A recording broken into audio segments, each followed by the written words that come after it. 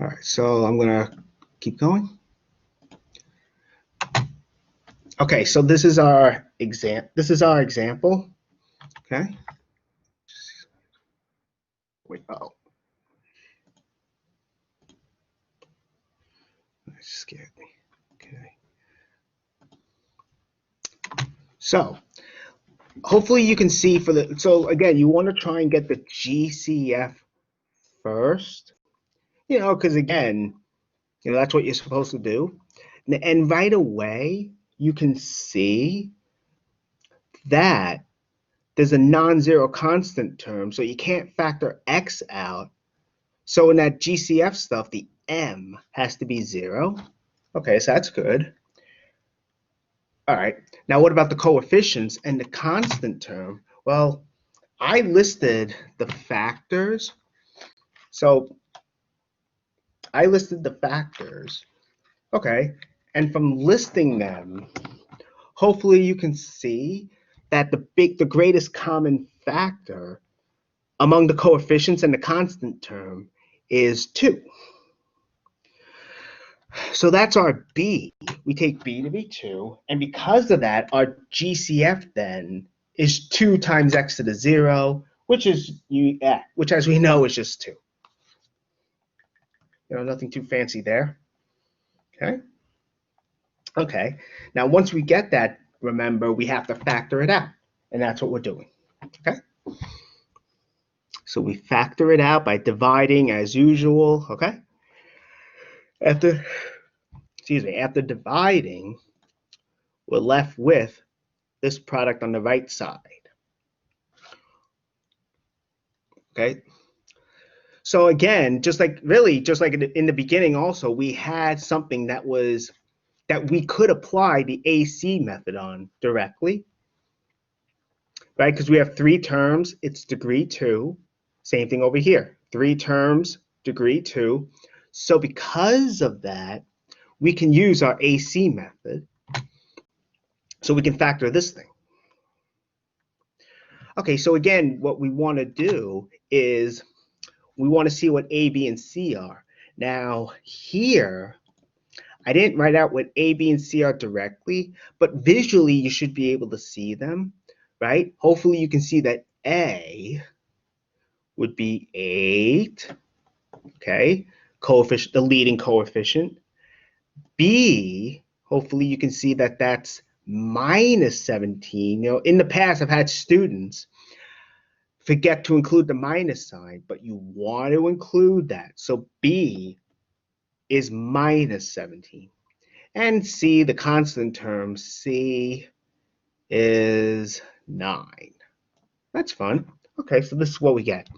So we have our A, we have our B, and we have our C.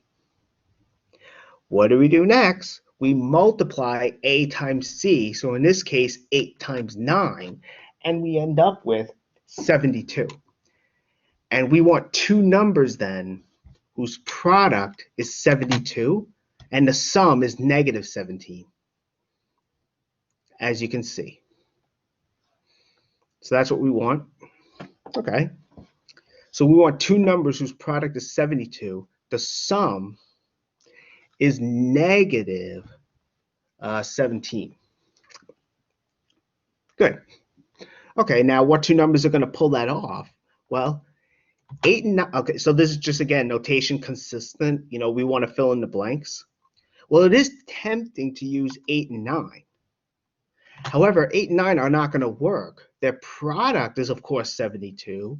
The sum doesn't, but their sum is 17, and we want negative 17.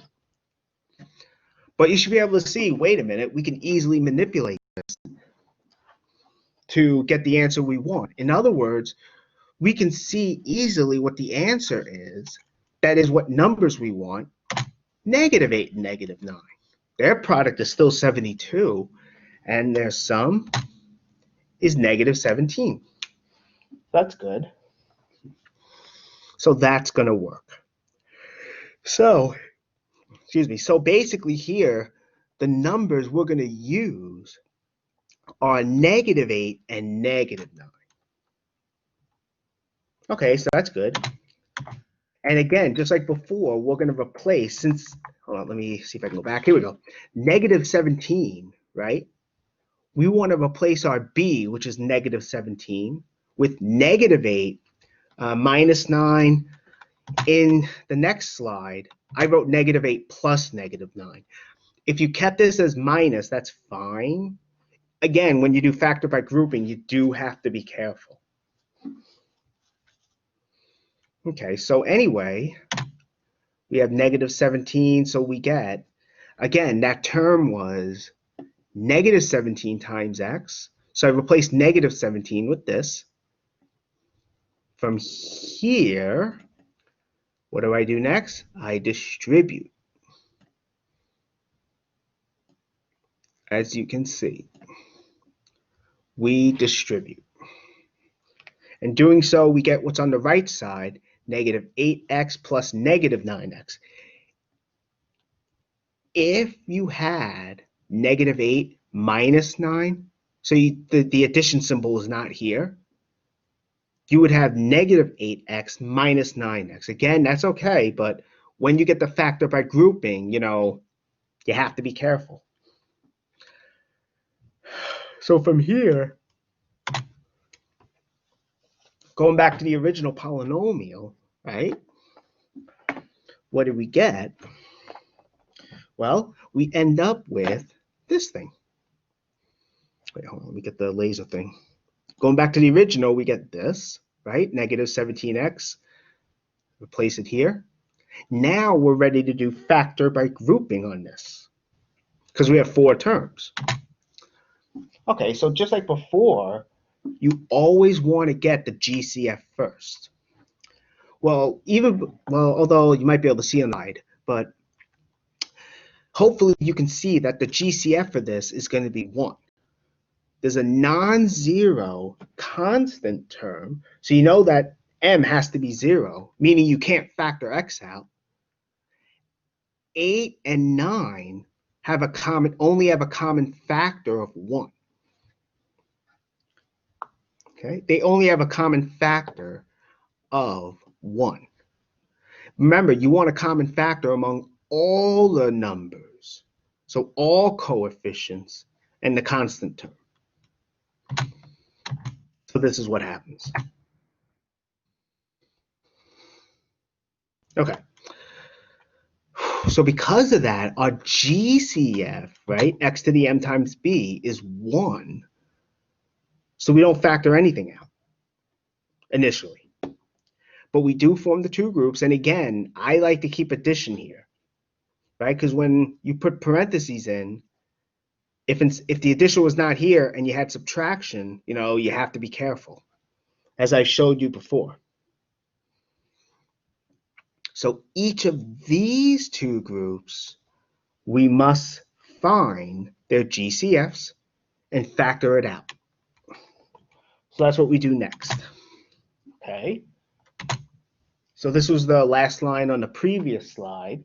So let's now handle the 2 groups individually. So we have 8x squared minus 8x. That's the first group.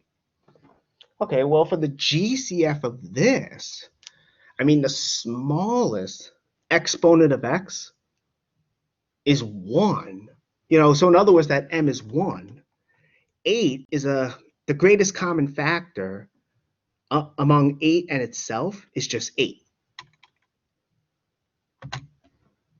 Really, we don't have to worry about the negative when we're finding, well, let me not say that. So the greatest common factor among 8 and 8 itself, that's just 8. So our b here is 8. So we get this. A number and its negative have the same factors. That's probably what I should have said before.